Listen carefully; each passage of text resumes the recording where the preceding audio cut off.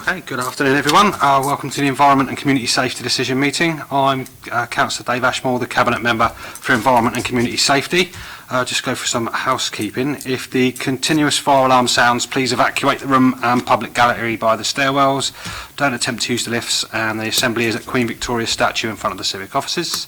In order to comply with the Portsmouth Cultural Trust Fire Marshal regulations, please remember to sign out when you leave the building after today's meeting. Okay. Anyway, do we have any apologies for absence? Nope. George is here. Colette's here. Wayne's here. Good, good. Any declaration of members' interests? I don't have any. No? Then we go straight on. So, item 3, which is being introduced by Colette. Thank you. So this report is to propose a reintroduction of a limited means tested free bulky collection service. So for the background, in April 2015 the council ended its service which provided 25 free bulky collections per week to residents who were in receipt of working tax, family credit, disability living allowance and housing benefit. The service was withdrawn as part of the budget savings programme. The waste collection service currently operates and provides 30 chargeable bulky slots, so they're ones that residents can still get items removed from their homes, but they have to pay for them. The charge covers the collection and administration costs only, and all disposal costs for that service are currently met by the council, and those slots will remain available as part of this proposal. The administration's asked us to look at reintroducing a means-tested free bulky collection service for residents who are on the lowest incomes.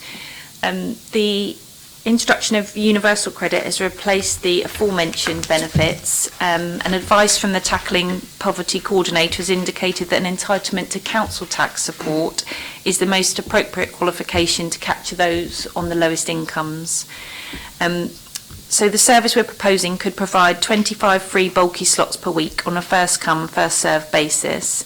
And this service would be available for 50 weeks of the year, which would provide 1,250 slots of up to 2 cubic metres for free for those that qualified.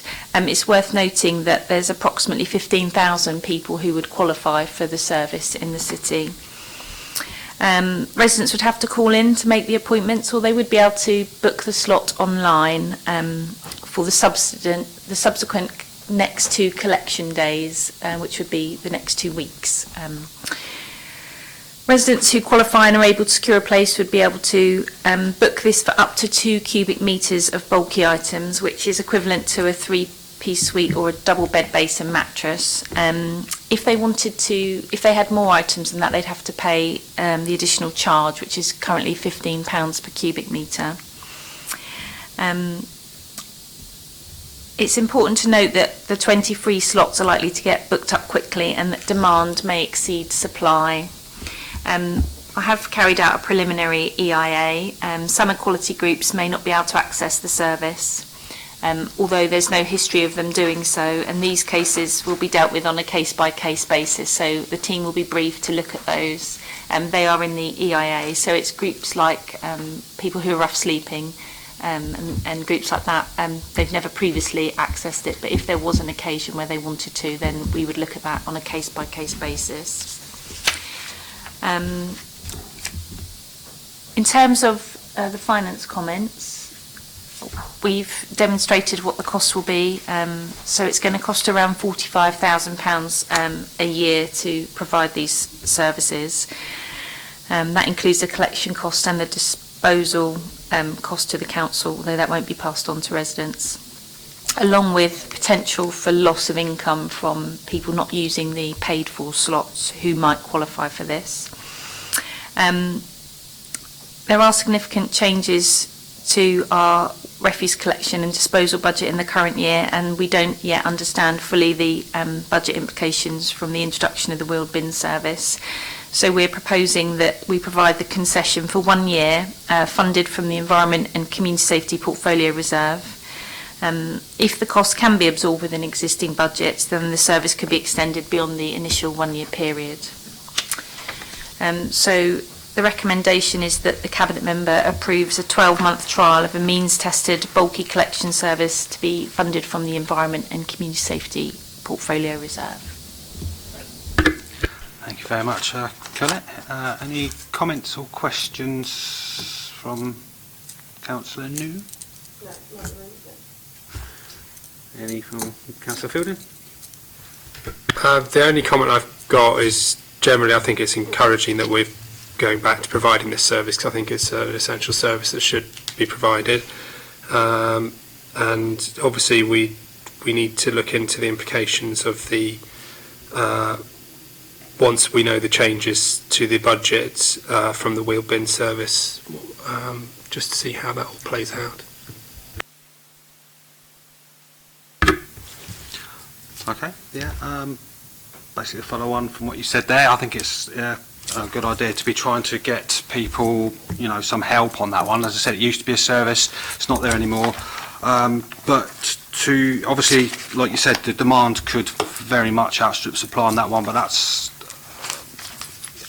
that was the case anyway to begin with. But I think the way it's done, we're going to be looking at the way it's done, the way it's run. We're going to be seeing what the impact on the budget is from things like the wheel bins, the introduction of that. And I think if you can't help everyone on that, to be able to provide some support for some people, who, especially those who are on those low incomes there, people have had to put up with a lot of changes to their rubbish collection, and I think this is it's just a way of, this report just speaks to helping those people and giving them, something to have basically on that to help them out there.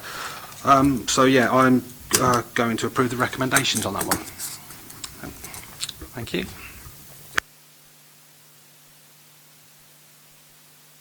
Sorry, turned it off. So to item 4, which is also my Colette. Thank you. I'm going to do this one in 2 parts, because otherwise I think it's all one decision meeting thing, but it can be a bit confusing. So the first bit I'm going to update you on is the introduction of cross-border charging at household waste recycling centres, or the TIP as we will know it. Our TIP is part of a wider network of HWRCs throughout Hampshire. And also that network includes a TIP in Southampton as well. Currently, Hampshire residents can use any of the sites within Hampshire free of charge. But on the boundaries of Hampshire, there are a number of sites that get significant use from out-of-county residents, which comes at a cost to Hampshire County Council and on occasion ourselves, because we share some of the costs. On the 29th of October 2018, Hampshire County Council took a decision to introduce charges for out-of-county users at their sites that will take effect from January 2020. To avoid their own residents picking up those charges, they will introduce a requirement for residents to register up to 3 vehicles per household to avoid incurring charges at the HWRC. So you'll quickly go online, register your vehicle, it takes a couple of minutes, and the ANPR, the automatic number plate registration system, will pick up that you're a Hampshire resident as you drive in, and therefore there'll be no charge made. They're suggesting that online registration will take about 2 minutes. However, whilst out-of-county use is a significant issue for the county, who have a number of sites around the borders, it's not an issue at our Port Solent site. The last site user survey in 2017 recorded no out-of-county users. So as cross-county border use is not an issue for us, it would seem disproportionate to require all residents wishing to use a site to register their vehicles. Registration would need updating whenever a resident changes their vehicle.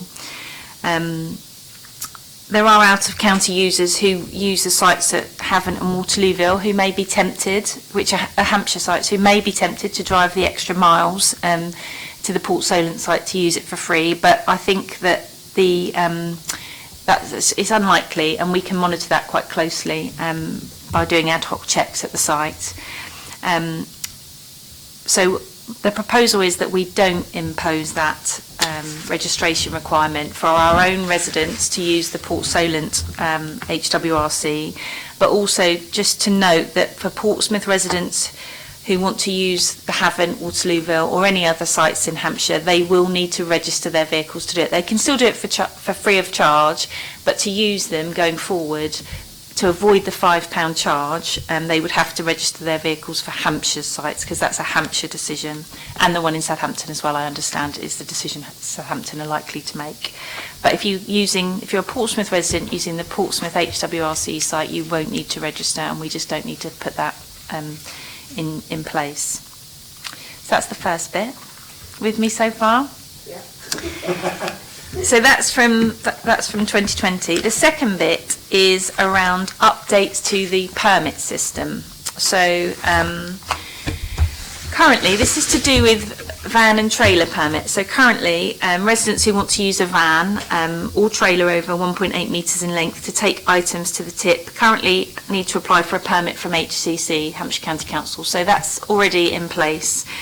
Permits are in place to ensure that commercial waste is not deposited illegally at any of the HWRC sites, and currently Hampshire administer that process on behalf of Portsmouth and Southampton.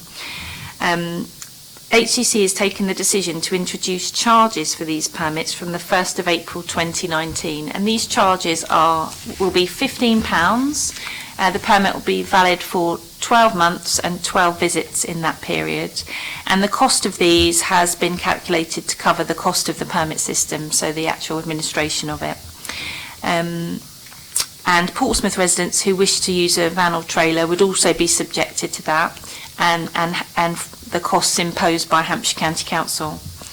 However, Portsmouth can provide its own permit system, which we've done some work on this, and it could be applied for online in the same way that the Hampshire one is, and there'd be no need to make a charge for this permit. The permit would only be available to Portsmouth residents and for use at the Port Solent HWRC. So again, if a Portsmouth resident wants to use the Havant or Waterlooville or any Hampshire tip, they would have to register on Hampshire County Council site and pay the £15 permit charge. That's a decision Hampshire have taken. Similarly, if you're using the Portsmouth site, we're suggesting you don't need to do that.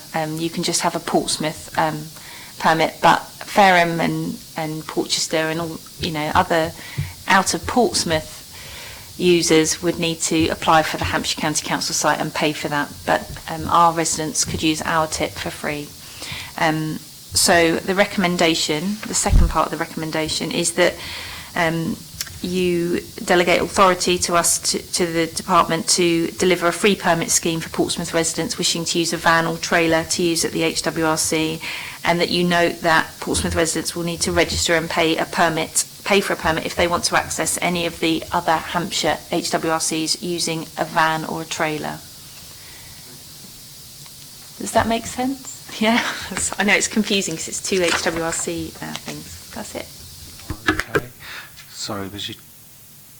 Oh, sorry, I thought you had your hand up. My apologies. Okay, any comments or follow-ups or questions for Councillor New? Mina, I agree with that. It gladly welcomes and keeps something free for our residents within Portsmouth. And it also clears and keeps the space for our residents to use, because people aren't going to want to pay, so hopefully it'll keep those outsiders away a bit more. Yeah, the ones that are not in Portsmouth, yeah, those ones. But no, I agree. I totally agree with this, so I'm happy with that. Thank you. And any comments or questions, Councillor Building? No, I'll just echo Councillor New and saying that I think it's a good thing that we're keeping it free for Portsmouth residents, and long may that continue. Excellent stuff. Yeah, I think this is brilliant. I'm happy to approve those recommendations on that. Say it's got, it's a Hampshire decision to charge to use the other ones. I think it only makes sense. We look after our residents, we keep them here. Like I've said in the last one, they've had to deal with changes in rubbish collection stuff. So this is something else where we're looking, putting them first on that. I can't see people driving 7 to 8 miles just to save £5. Because I don't know what the price of petrol is, but I'm sure it's probably a bit more than that. But like you say, we'll keep an eye on that one. But yeah, I'm happy to approve all those recommendations. Thank you very much. Yep.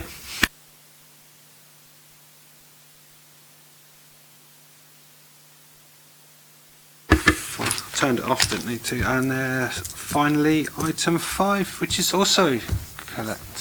Thank you very much. Okay, so this is just an update report really, and it's very early days, but I wanted to come back and update you on the recent changes that we've made to the refuse collection system. So as you'll be aware, on the 1st of October we began to make changes to waste collection services across the city. So we rolled out 140 litre wheeled bins to approximately 55,000 properties between the 1st of October and the 23rd of November. Where storage of a wheelie bin might have been difficult, residents were advised that they have an allowance of up to 3 standard bin bags per week, and that change affected approximately 11,000 properties. And importantly, the weekly refuse collection frequency was retained. Recycling continues to be collected fortnightly, and bring banks continue to be provided across the city for residents to deposit glass and textiles. Earlier waste reduction trials that we'd carried out in all different areas of the city had delivered improvements of up to 20% reduction in refuse and up to 6% increases in recycling. So today I just wanted to update you a little on some of the information that we've got from the first few months of the trials. So far we've agreed larger bins and larger allowances for about 1,500 properties, so where they've got larger families or circumstances where they produce more waste. We've also issued, in the same period compared to the year before, we issued an extra 1,700 recycling bins, so from the 1st of October to the 1st of January, where people perhaps weren't recycling, but the weekly allowance forced them to look at what the rubbish they were putting out, and to get it in the bin they needed to take part in the recycling scheme.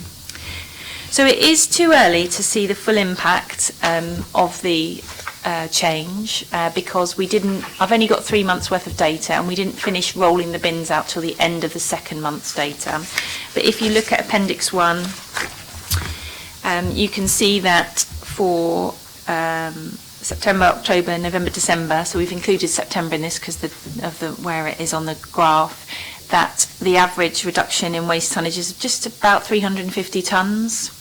And it's important to note that whilst that hasn't gone straight into the recycling tonnage, which is the second page on Appendix 1, that we have seen an improvement in December compared to the previous December. The best improvement we've had is on glass collection from our recycling banks that are across the city. You can see that that's the highest amount of tonnage we've had in any month actually for the last 5 years by some distance, which is encouraging. And this year, thanks to a really long hot summer and hopefully success in the Football World Cup, along with the change to wheel bins, we have seen an improvement in glass tonnage this year, which is important. The charts that aren't on here are all the others, like fly tipping and all the street cleansing and what's in the bins on the high street and things, and what goes to the HWRC as well. And whilst we've seen 350 tonnes of refuse come off our collection as an average, we haven't seen that go into other waste streams, which is really important and hopefully signals that residents are thinking about how they dispose of their waste. So that's good. We hope to see some further improvements on that, if I'm honest. Looking for slightly higher reduction, and we'll keep working on that. We're working on with families now who how to reduce their waste, and targeting families who are regularly putting out more waste than the allowances, making sure they've got the right size bins and the right information about what they can recycle. So it's quite positive. We've also had lots of positive feedback about the street scene after collection day, particularly where we've got lots of wheel bins rolled out. Okay. Thank you very much for that. Any questions, comments, Councillor? I think the wheel bin scheme is really good. I live in Paulsgrove, and obviously that's my ward, and I've been able to help and direct some of these families for reassessment of their bins, and some of them have ended up with like an extra green the recycling bin as well as a bigger black bin. And they're like, oh, that's really, like, give me thought, really, of how to get rid of rubbish. And so, again, it's positive feedback from Paulsgrove. So, yeah, well done. Brilliant. Any comments or questions, Councillor Fielding? Yeah, I just had a couple of questions. I've been contacted by some residents in Southsea about people leaving the wheel bins on streets after the collections have taken place. Now, my main concern was whether they've been rolled out in certain areas where they shouldn't necessarily. I know that obviously an assessment's taken place to establish whether a property can keep a wheeled bin. I'm just sort of wondering the background on that, and also whether there's a general trend in terms of the allowances to have bigger bins or different arrangements on that. Is there any sort of further information you can give us on that?